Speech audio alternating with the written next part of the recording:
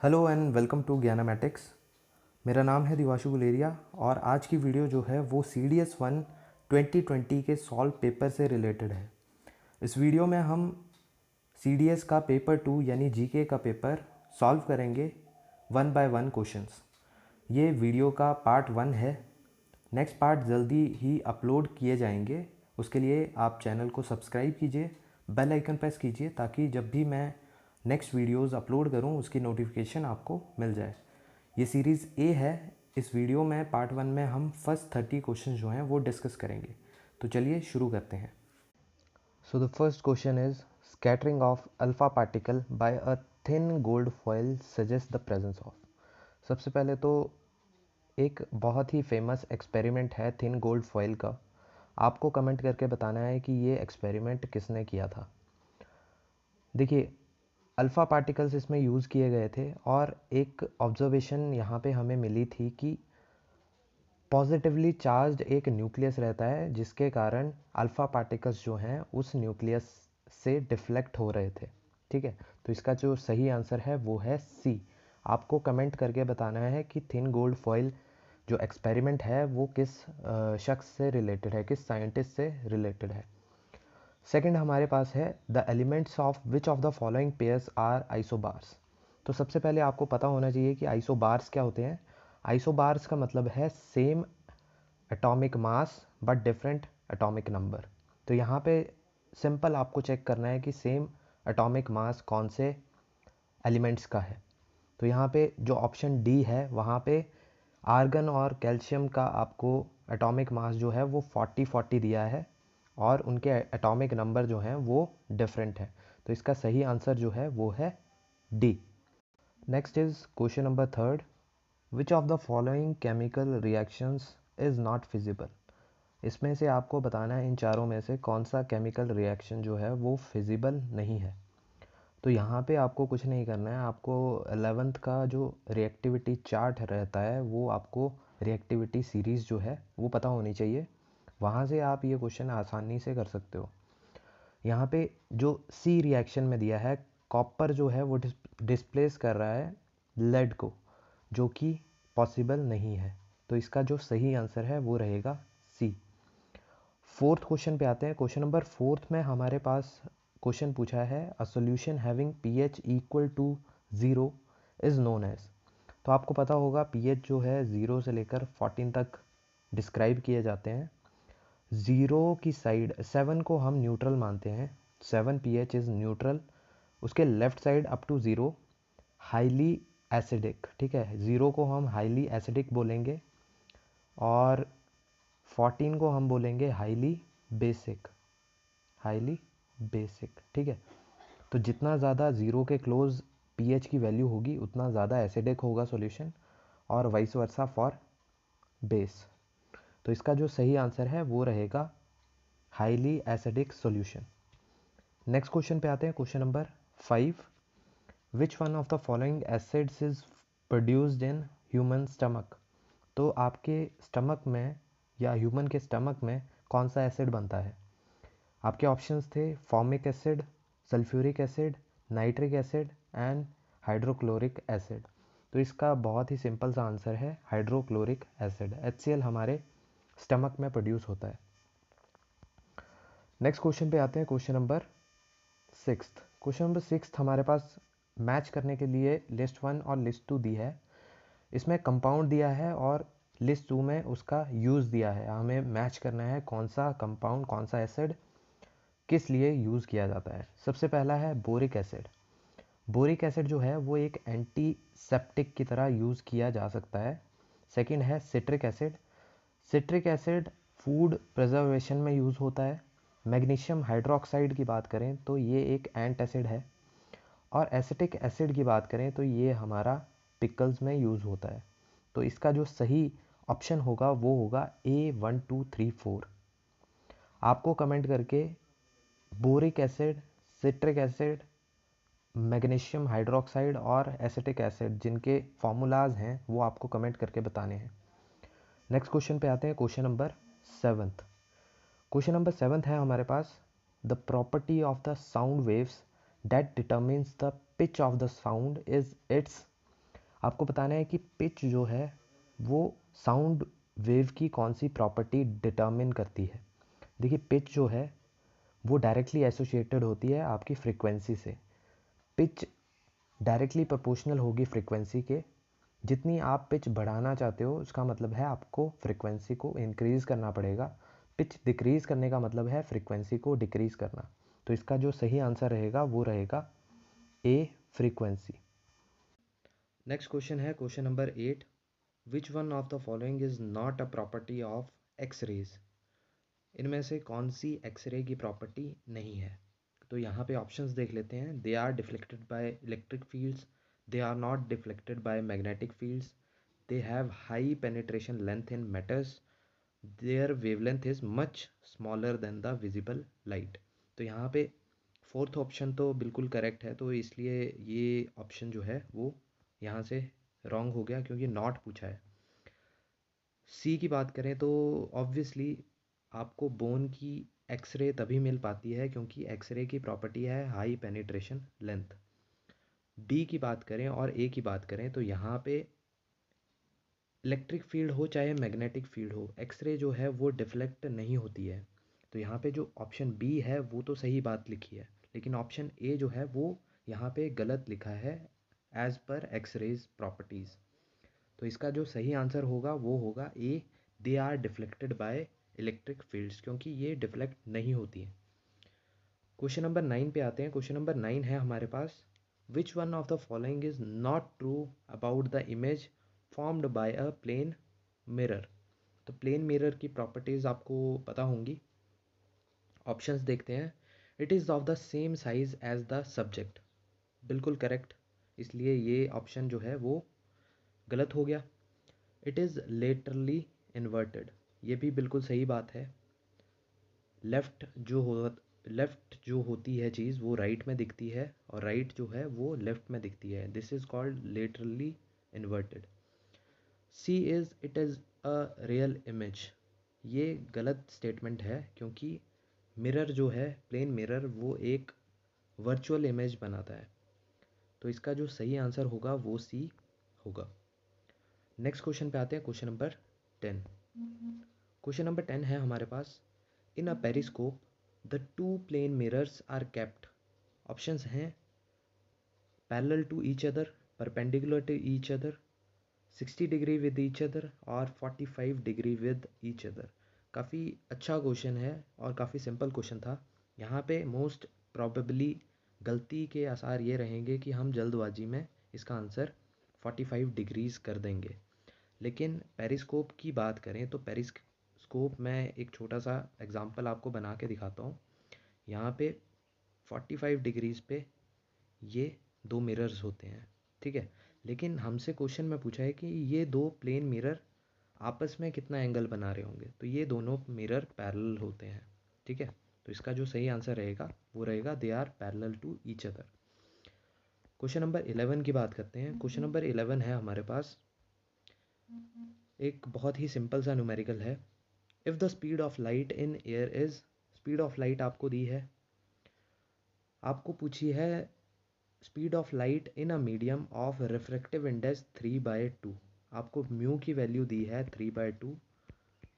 आपको speed of light निकालनी है इन दैट मीडियम। तो ये बहुत ही सिंपल सी कैलकुलेशन है। म्यू की वैल्यू आपको पता होती है c/v रहती है। अब वेलोसिटी अगर आपको निकालनी है तो वेलोसिटी आपके पास वैल्यू आ जाएगी 2/3 इंटू सी की वैल्यू है 3 इंटू 10⁻8 मीटर पर सेकेंड। 3 से 3 कैंसिल, तो वैल्यू कितनी आई 2 इंटू 10⁻8 मीटर पर सेकेंड। तो इसका सही आंसर रहेगा ए। बहुत ही सिंपल क्वेश्चन था। नेक्स्ट पे आते हैं क्वेश्चन नंबर 12। क्वेश्चन नंबर 12 है हमारे पास, which one of the following types of radiations has the shortest wavelength. तो यहाँ पे आपको वेवलेंथ का जो चार्ट रहता है, जो आपका स्पेक्ट्रम है लाइट का, वो आपको याद होना चाहिए उसकी सीरीज़ कि कौन सी जो वेव्स हैं वो पहले आती हैं कौन सी बाद में। तो यहाँ पे आउट ऑफ दीज 4 जिसकी सबसे कम वेवलेंथ होती है वो होती है अल्ट्रा वायलेट लाइट की, ठीक है। रेडियो वेव सबसे ज़्यादा वेवलेंथ वाली हैं, IR विजिबल से कम और अल्ट्रावायलेट से ज़्यादा। तो इसका सही आंसर जो रहेगा वो रहेगा डी, अल्ट्रावायलेट रेज। नेक्स्ट है हमारे पास the unit of force constant k in a spring is. आपको यूनिट बताने हैं के। आपको फोर्स का फॉर्मूला पता होगा, माइनस के of x. X is displacement, के इज़ द कांस्टेंट, ठीक है। तो यहाँ से आप यूनिट्स जो हैं वो डराइव कर सकते हो। यूनिट्स क्या बनेंगे के एफ बाय एक्स, मतलब न्यूटन पर मीटर, ठीक है। तो इसका जो सही आंसर रहेगा वो रहेगा बी। Easy question. नेक्स्ट है हमारे पास question number 14। Which one of the following is not an epidemic disease. तो आपको एपिडेमिक डिजीज़ का पता होना चाहिए कि कौन सी डिजीज़ जो हैं वो एपिडेमिक कैटेगरी में आती हैं और कौन सी जो हैं पेंडेमिक में आती हैं। आपको डिफरेंस पता होना चाहिए एपिडेमिक और पेंडेमिक में। देखिए, पी लेटर का डिफरेंस है। पी से आप याद रख सकते हो पासपोर्ट, यानी जो एपिडेमिक डिजीज़ जो ट्रैवल करे डिफरेंट कंट्रीज़ में या डिफरेंट कॉन्टिनेंट्स में, उसको हम पेंडेमिक बोलेंगे, ठीक है। जैसे कि कोरोना जो अभी फैला है वो एक पेंडेमिक डिजीज़ है, क्योंकि वो काफ़ी कंट्रीज़ में, काफ़ी कॉन्टिनेंट्स में स्प्रेड हो चुकी है, इसलिए इस डिज़ीज़ को हम पेंडेमिक बोलते हैं। एपिडेमिक भी ऑलमोस्ट सिमिलर है, बट इसका जो जोग्राफिकल रीजन है, जो आपका एरिया जहाँ पे ये डिज़ीज़ स्प्रेड है, वो लिमिटेड होता है एक पर्टिकुलर कम्युनिटी में या एक पर्टिकुलर कंट्री में। तो वो डिजीज़ एपिडेमिक डिजीज़ होती हैं। यहाँ पे आपके ऑप्शंस हैं cholera, malaria, smallpox and एलिफेंटिसिस।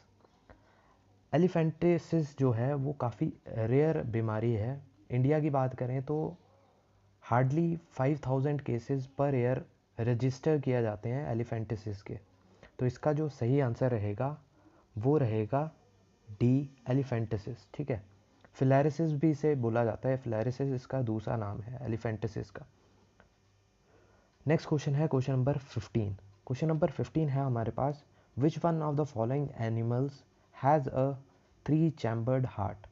तो 3 चैम्बर्ड हार्ट की बात करें तो आपके ऑप्शंस हैं, इसमें से आपको बताना है कि कौन सा ऑप्शन राइट है। ह्यूमन बीइंग ऑब्वियसली नहीं होगा, 4 चैम्बर्ड हार्ट होता है ह्यूमन में। इसका जो सही आंसर है वो है सैलमेंडर। सैलमेंडर जो है बी, इसका सही आंसर है। नेक्स्ट क्वेश्चन पे आते हैं, क्वेश्चन नंबर 16 पे। क्वेश्चन नंबर 16 है हमारे पास,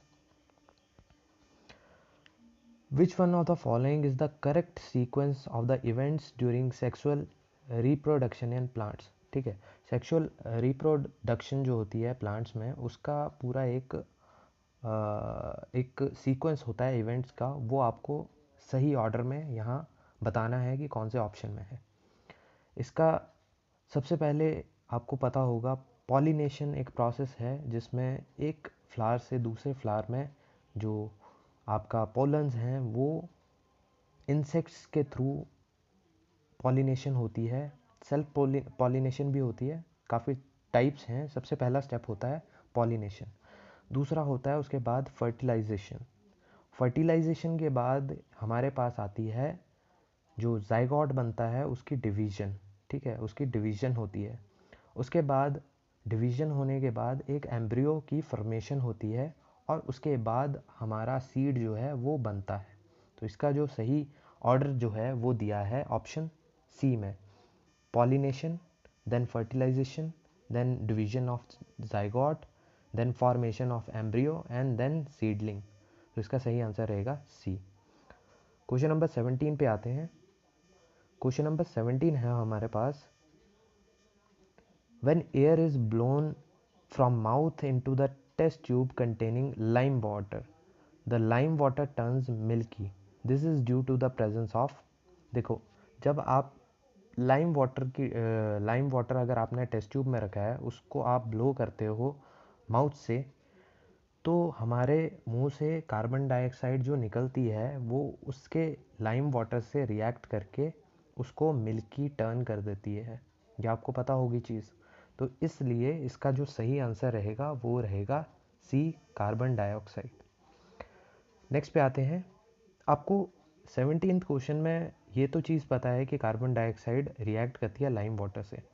आपको यहाँ कमेंट करके बताना है लाइम वाटर का केमिकल फार्मूला और कार्बन डाइऑक्साइड से रिएक्ट करने के बाद ये कौन सा कंपाउंड बनाती है जो कि मिल्की अपीयरेंस देता है, ये आपको कमेंट करके बताना है। नेक्स्ट क्वेश्चन है question number 18। Question number 18 is which one of the following is the energy currency of cellular processes. आपको बताना है energy currency out of these किसको बोला जाता है।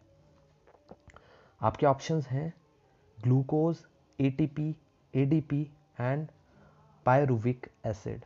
तो आपको एक चीज़ तो पता होगी, अगर हम प्लांट्स की बात करें तो प्लांट्स में माइटोकॉन्ड्रिया होता है, आपका एक पार्ट है सेल का जो कि प्रोड्यूस करता है एनर्जी को, और उसे powerhouse of the cell भी कहते हैं। एनर्जी करेंसी की बात करें तो माइटोकॉन्ड्रिया एटीपी प्रोड्यूस करता है जिसके कारण एनर्जी प्रोड्यूस होती है सेल में। तो आपको कमेंट करके बताना है एटीपी की फुल फॉर्म, ठीक है। इसका सही आंसर मैं आपको बता देता हूँ, एटीपी। आपको कमेंट करके एटीपी की फुल फॉर्म जो है वो बतानी है। नेक्स्ट क्वेश्चन है question number 19। Question number 19 is which one of the following is the first enzyme to mix with food in the digestive tract. आपको बताना है इनमें से कौन सा एंजाइम जो है वो सबसे पहले मिक्स होता है हमारे फूड से जो हम खाते हैं, ठीक है। तो आपके ऑप्शंस हैं ट्रिप्सिन या ट्रैप्सिन, सेलुलोज, पेप्सिन या अमाइलेज। तो इसका जो सही आंसर है वो रहेगा अमाइलेज। अमाइलेज हमारा जो सलाइवा होता है उसमें प्रेजेंट होता है। तो सबसे पहले जो एंजाइम वर्क करेगा हमारे फूड के अंदर वो ऑब्वियसली माउथ का एंजाइम रहेगा, सलाइवा का एंजाइम रहेगा अमाइलेज। नेक्स्ट क्वेश्चन है question number 20। Question number 20 is Mahatma Gandhi Dandi March, a great event in Indian freedom struggle, was associated with. बहुत ही सिंपल क्वेश्चन, इससे ज़्यादा इजी क्वेश्चन आपको इस पूरे क्वेश्चन पेपर में नहीं मिलेगा। देखने में ये क्वेश्चन हिस्ट्री का लग रहा है लेकिन ये क्वेश्चन है साइंस का। आपसे पूछा है कि डांडी मार्च जो हुई थी वो इनमें से किस एलिमेंट से या किस कंपाउंड से रिलेटेड है। आपके ऑप्शंस हैं आयरन, सोडियम क्लोराइड, सल्फर या एल्यूमिनियम। तो आपको पता होगा डांडी मार्च जो थी वो एक सॉल्ट सत्याग्रह था। सॉल्ट का केमिकल फार्मूला होता है NaCl, सोडियम क्लोराइड, है ना। तो इसका सही आंसर जो होगा वो होगा बी। बहुत ही इजी क्वेश्चन, फ्री के मार्क्स थे ये। Next question is question number 21। Question number 21 में हमारे पास लिस्ट दिए हैं, उनको हमें मैच करना है उनके फार्मूलाज से। तो आपके ऑप्शंस जो हैं आपके जो लिस्ट दिए हैं वो हैं ब्लीचिंग पाउडर। तो ब्लीचिंग पाउडर का आपको फार्मूला जो है वो पता होगा, calcium oxy chloride. Calcium oxy chloride जो होता है वो होता है ब्लीचिंग पाउडर, ठीक है। उसके बाद आपका बेकिंग सोडा का फार्मूला। बेकिंग सोडा क्या होता है, सोडियम बाइकार्बोनेट। बाइकार्बोनेट जो होता है वो होता है बेकिंग सोडा। और वॉशिंग सोडा की बात करें तो वॉशिंग सोडा में सोडियम कार्बोनेट रहता है, ठीक है, with 10 crystallization of water, 10 molecules. Slaked lime की बात करें तो that is 3 calcium hydroxide. Calcium hydroxide is slaked lime. तो ये फार्मूलाज काफ़ी इंपॉर्टेंट रहते हैं, काफ़ी बार एग्जाम्स में पूछे जाते हैं। नेक्स्ट क्वेश्चन पे आते हैं, क्वेश्चन नंबर 22 पे। Question number 22 is the number of water molecules associated with copper sulphate molecule to form crystals is. तो आपको बताना है कि जो कॉपर सल्फेट है उसके साथ कितने वाटर ऑफ क्रिस्टलाइजेशन के मॉलिक्यूल होंगे ताकि उसके क्रिस्टल्स बने, ठीक है। तो ये आपको बताना है। तो आपके ऑप्शंस थे 2, 4, 5 और 6। तो इसका जो सही आंसर है वो है 5 मॉलिक्यूल्स रहते हैं H2O के, तब उसके क्रिस्टल जो हैं वो बनते हैं कॉपर सल्फेट के। नेक्स्ट क्वेश्चन है question number 23। Question number 23rd is silver articles become black after some time when exposed to air because आपके options हैं silver get oxidized to silver oxide, B is silver reacts with moist carbon dioxide and form silver carbonate, C silver reacts with sulfur in the air to form a coating of silver sulfide, and D silver reacts with the nitrogen oxides in the air to form silver nitrate. तो यहाँ पे first जो thought आपके दिमाग में आएगा वो आएगा कि जिस तरह से आयरन जो है ऑक्सीडाइज हो जाता है, आयरन ऑक्साइड बन जाता है, जो रस्ट बन जाती है, उसी तरह सिल्वर भी हो सकता है सिल्वर ऑक्साइड बन जाए, इसलिए वो ब्लैक हो जाती है। लेकिन ऐसा नहीं है, अगर आप ये सोच रहे हो तो बिल्कुल गलत हो। सिल्वर ऑक्साइड जो है वो नहीं बनती है। सिल्वर बहुत ही स्टेबल एक एलिमेंट है, इजीली ऑक्सीडाइज नहीं होता। इसका जो सही आंसर है वो ये है कि जो एटमॉस्फेयर की सल्फ़र रहती है वो सिल्वर के साथ रिएक्ट होके सिल्वर सल्फाइड एक कंपाउंड बनाती है जो कि ब्लैक कोटिंग सिल्वर के आर्टिकल्स पे बना देता है। तो इसका सही आंसर रहेगा silver sulphide because of sulphur. Next is question number 24th, very easy question. Question आपके पास दिया है x is temperature in kelvin, y is temperature in degree Celsius. आपको रिलेशन बनाना है, very easy. Degree Celsius is equals to plus 273 equals to kelvin, है ना। Kelvin scale में कितना डिफरेंस होता है 273 का। तो आप x यहाँ लिख दो, y यहाँ लिख दो। तो यहाँ से आपके पास जो फॉर्मूला बनेगा वो बनेगा x equals to Y plus 273। तो यहाँ पे ऑप्शन जो है वो ऑप्शन बी जो है सही दिया है। नेक्स्ट क्वेश्चन पे आते हैं, क्वेश्चन नंबर 25 पे। Question number 25 is resistivity rho of a material may be expressed in units of. तो आपको बताना है कि आउट ऑफ दीज 4 यूनिट क्या होते हैं रेजिस्टिविटी के। आपके ऑप्शंस हैं ओम, ओम पर सेंटीमीटर, ओम सेंटीमीटर और ओम सेंटीमीटर स्क्वायर। तो ये बहुत ही सिंपल क्वेश्चन है। इसका जो सही आंसर है वो मैं आपको बताता हूँ, ओम सेंटीमीटर। ठीक है, ये आप डेराइव भी कर सकते हो रो की फॉर्मूला से। Next question is question number 26, the electromagnetic wave which are used for satellite communication. Satellite communication में कौन सी इलेक्ट्रोमैग्नेटिक वेव्स यूज़ की जाती हैं। आपके ऑप्शन हैं इंफ्रारेड, यूवी, रेडियो और विजिबल लाइट्स।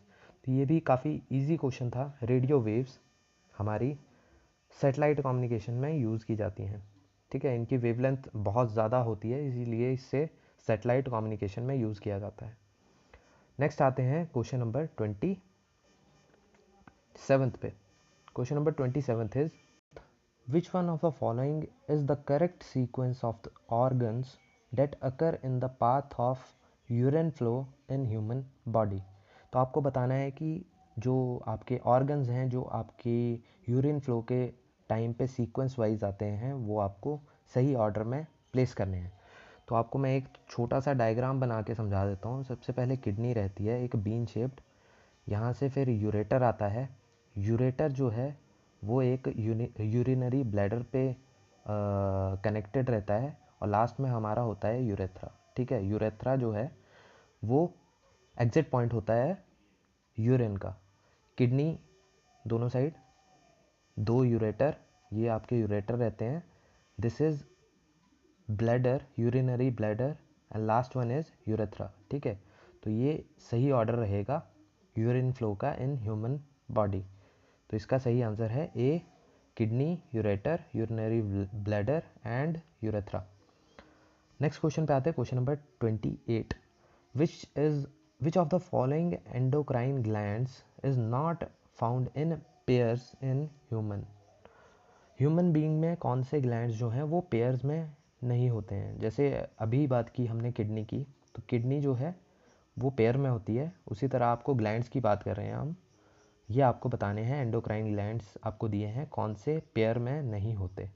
तो आपके ऑप्शंस हैं एडर्नल, एड्रेनल, पिट्यूटरी, टेस्टिस और ओवरी। टेस्टिस आपके 2 पेयर में होते हैं, ओवरी आपकी 2 पेयर में होती है। एड्रेनल की बात करें तो ये भी आपके पेयर में होते हैं, सॉरी 2 पेयर नहीं, सिंगल पेयर में होते हैं सभी। पिट्यूटरी की बात करें तो ये एक सिंगल रहता है, इसलिए इसका सही आंसर रहेगा पिट्यूटरी, पिट्यूटरी ग्लैंड। आपको एड्रेनल और पिट्यूटरी ग्लैंड की जो फंक्शन रहते हैं इन दोनों के, वो डिफरेंस कमेंट करके बताना है। Next question is question number 29th।